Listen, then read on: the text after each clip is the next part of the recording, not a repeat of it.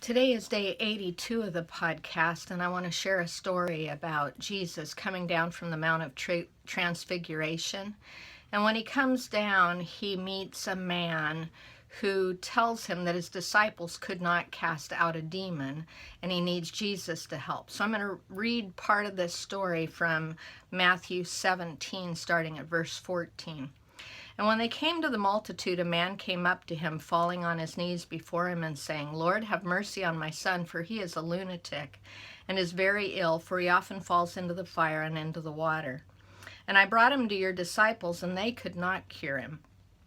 Jesus answered and said, "O unbelieving and perverted generation, how long shall I be with you? How long shall I put up with you? Bring him here to me." And Jesus rebuked him, and the demon came out of him, and the boy was cured at once. Then the disciples came to Jesus privately and said, "Why could we not cast it out?"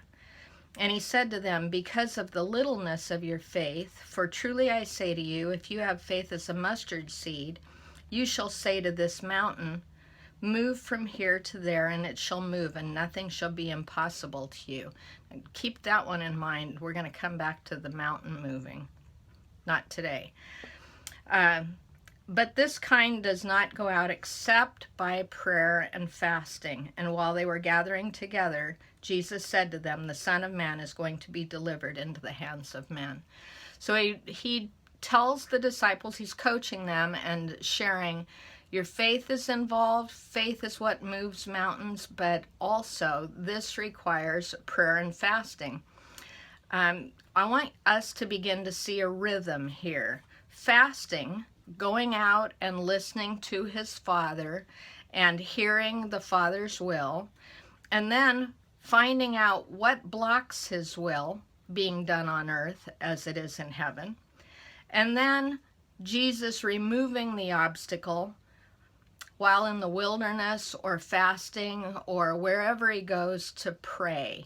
He pretty much shows that there is a pattern for hearing. That's where faith comes from.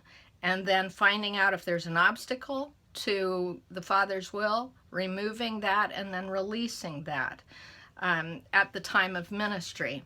So when Jesus says this kind only goes out with prayer and fasting, he has been fasting. He is prepared for the ministry that he's approaching. And so here's the question for you today. What spiritual practices have prepared you for ministry this week?